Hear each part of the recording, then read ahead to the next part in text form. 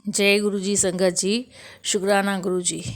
गुरु जी के चमत्कारों का भंडार चैनल पर आपका स्वागत है। चैनल को लाइक करें, सब्सक्राइब करें और शेयर करें। आइए सुनते हैं आज का पहला सत्संग।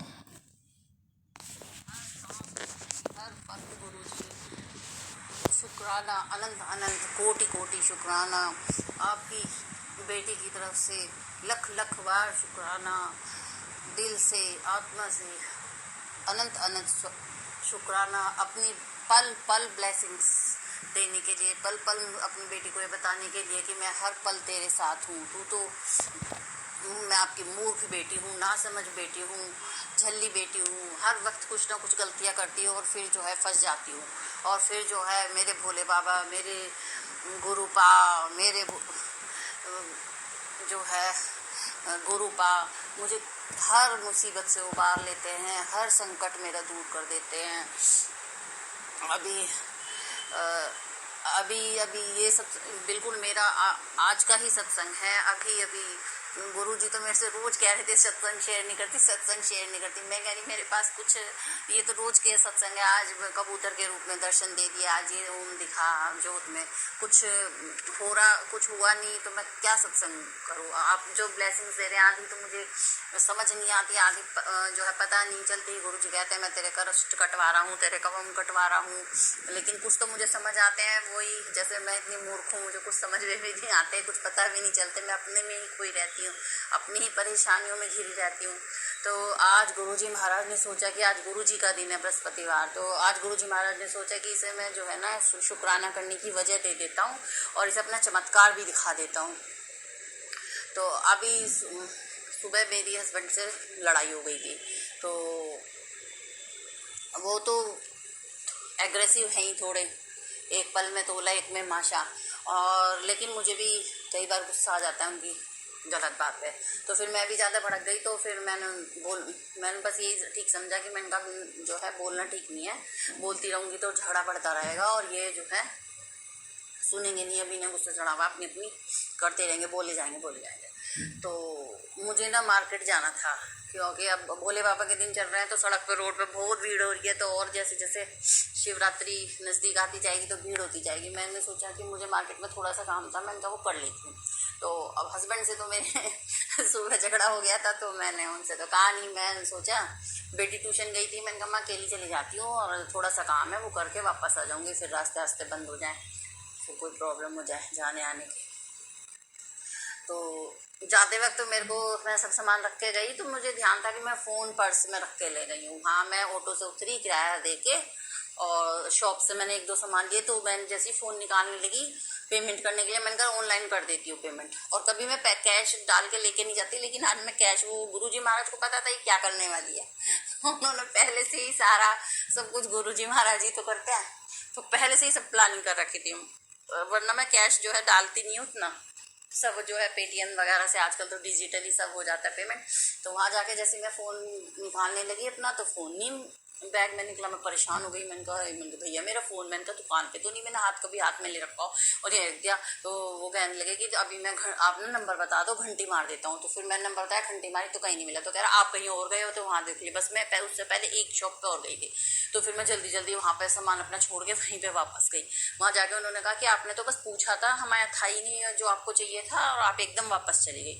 फ़ोन नहीं मिला। मेरा इतना दिमाग ख़राब, जो भी मुझे सामान लेना था, सामान लेना तो भूल गई। मैंने कहा फ़ोन गया। फ़ोन का तो चलो खोने का दुख है ही कि फ़ोन भी आजकल कोई ऐसे मोबाइल फ़ोन इतने महंगे आते हैं, लेकिन उसमें मेरा काफ़ी सारे जो है फ़ोन में चीज़ें सेव है और बहुत सारे कॉन्टैक्ट वगैरह भी मुझे याद नहीं रहते, बहुत सारे जो है उसमें। तो मैं फ़ोन में बहुत सी चीज़ें सेव कर लेती हूँ अपनी। तो फटाफट बस वहीं से मेरे तो दिमाग में टेंशन होगी। मैं तो उल्टे पैर ऑटो करा और घर वापस आई। और रास्ते में भोले बाबा से, गुरुजी महाराज, भोले बाबा, देवी माता, सबसे प्रार्थना करती आ रही कि हे गुरुजी महाराज, आपने जो है भोले, आपके तो दिन चल रहे हैं, भोले बाबा के दिन चल रहे हैं, आपने अपने दिनों में भी जो है मेरा मोबाइल खो गया। वो अब मेरे को जो है मैं कैसे कहूँगी घर जाके। एक दिन से मेरा सुबह झगड़ा हो गया और ऊपर से अगर पता चलेगा कि मोबाइल खो दिया तो मुझे तो अच्छी खासी डांट पड़ने वाली है। कैसे करूँगी मैं, क्या करूँगी। और घर जाके फिर बेटी को पता चलेगा, वो भी कहेगी पहले भी एक बार मेरा मोबाइल जो है खो गया था, वो गुरुजी महाराज की कृपा से मिल गया, ऑटो में गिर गया था। और मैंने कहा अब बेटे को नया फ़ोन लेना पड़ेगा, उस पर बटन पड़ जाएगा।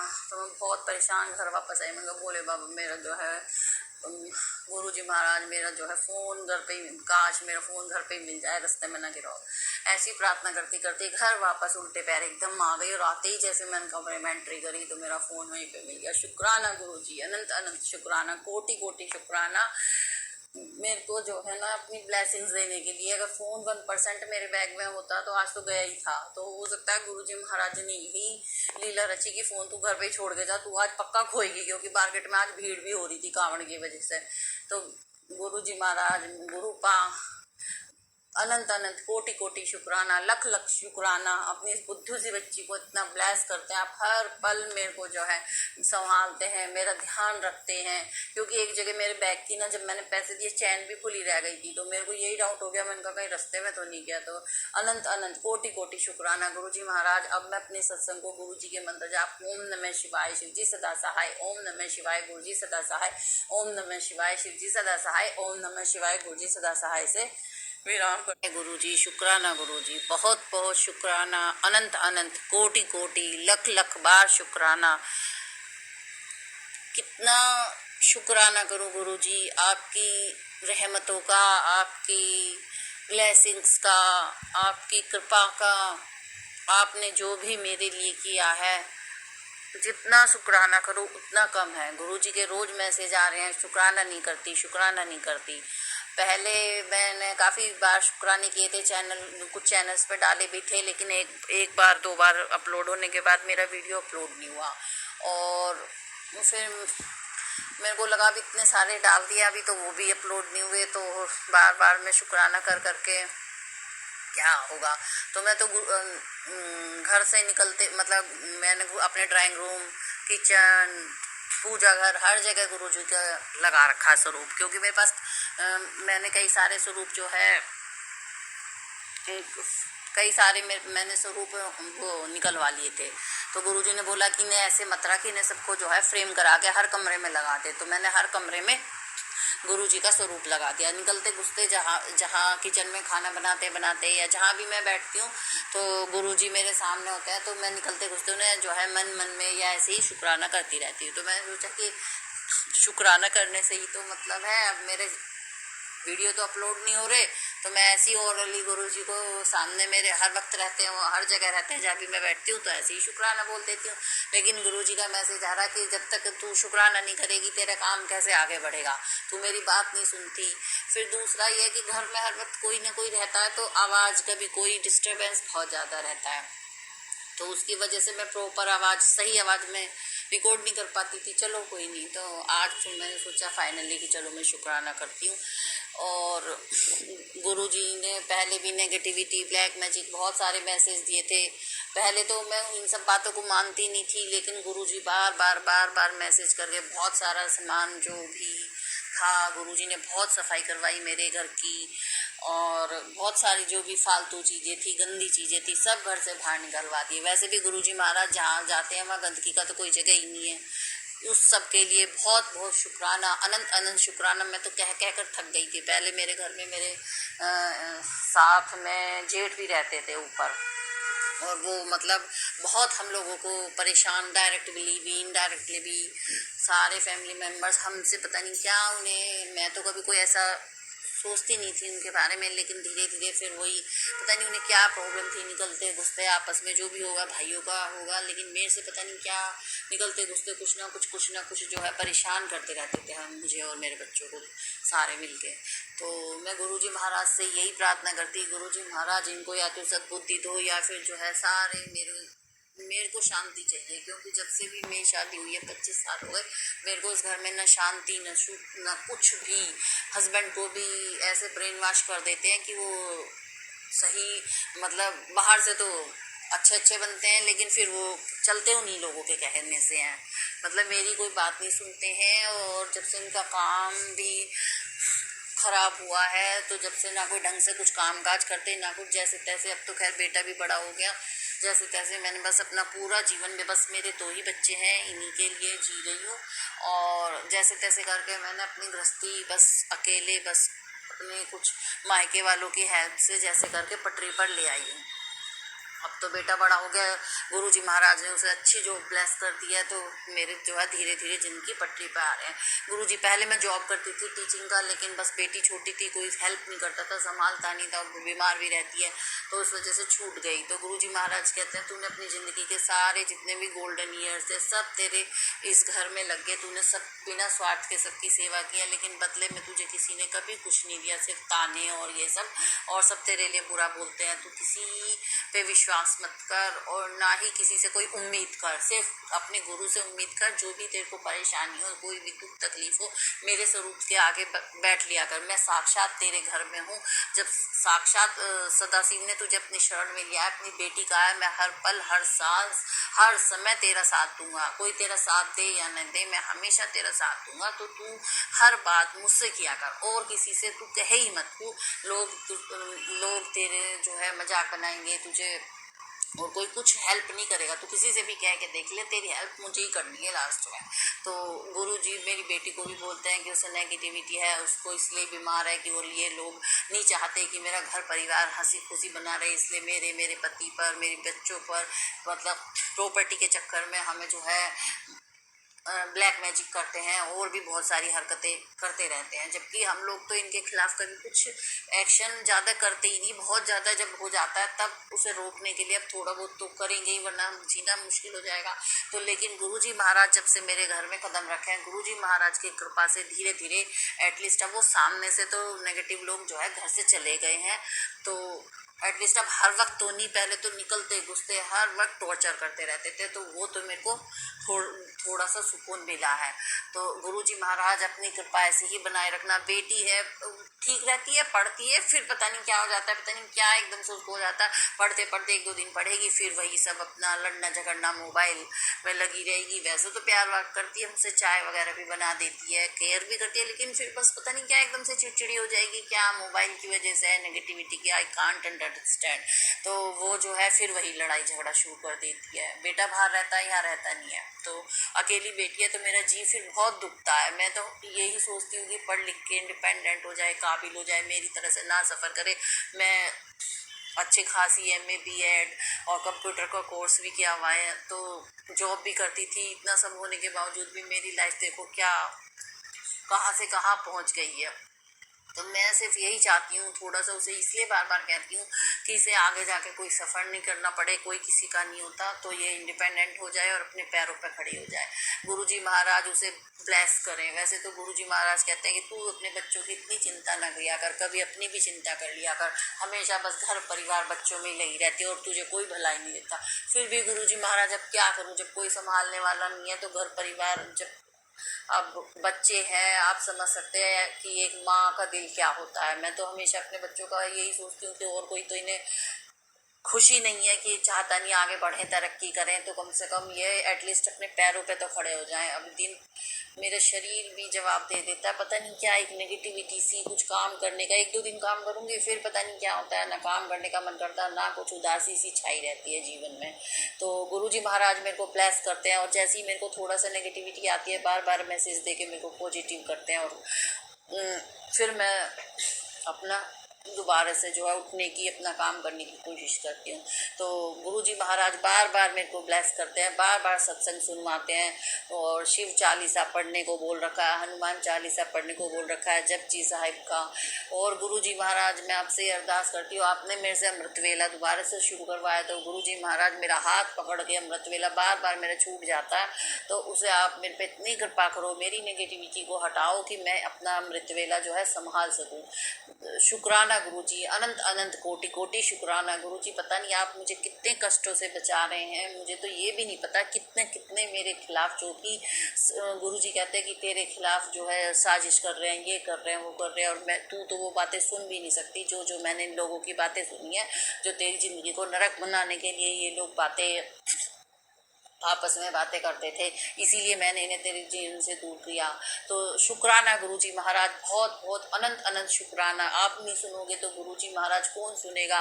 मेरे मायके वाले ज़्यादा इंटरफेयर नहीं कर सकते, करने को कर सकते हैं, लेकिन वही है कि ये लोग इतने, जैसे कहते हैं कि बिल्कुल ही ढीठ टाइप लोग हैं कि इन्हें कोई असर ही नहीं होता, कुछ भी कह लो, कितना भी समझा लो, और या इन्हें थोड़ा बहुत मतलब डांट के या कुछ भी इन्हें कहो तो हाँ, मतलब सामने से तो बहुत भले बनते हैं, लेकिन पीठ पीछे वही सब हरकतें हैं इनकी।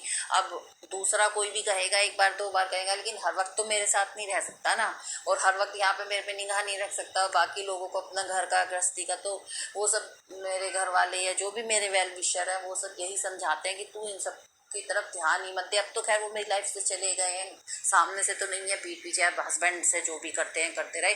अब मैंने उसकी भी परवाह करनी छोड़ दी। मैंने हस्बैंड को भी क्लियर कह दिया कि आप जानो, आपका काम जाने, मैं इतना निभा सकती थी, इतने साल मैंने सब कुछ बर्दाश्त कर लिया, अब जितना मेरे से होगा मैं करूँगी। बाकी जो मेरी ड्यूटीज़ हैं बच्चों के या आपके प्रति वो मैं निभा रही हूँ, लेकिन मुझसे इससे ज़्यादा उम्मीद मत करना।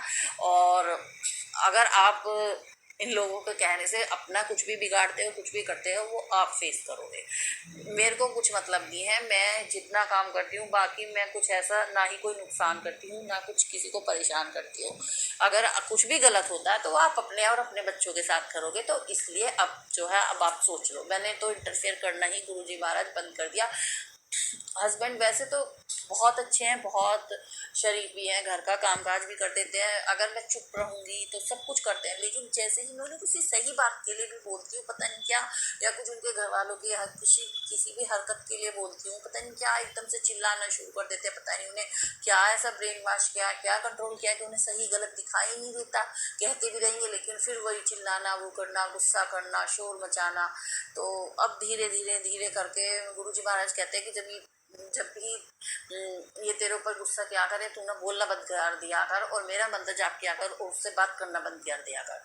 और धीरे धीरे मैं इसे सुधार रहा हूँ, रास्ते पे ला रहा हूँ, और जिसे कोई नहीं सुधार सकता उसे मैं ही सुधार सकता हूँ।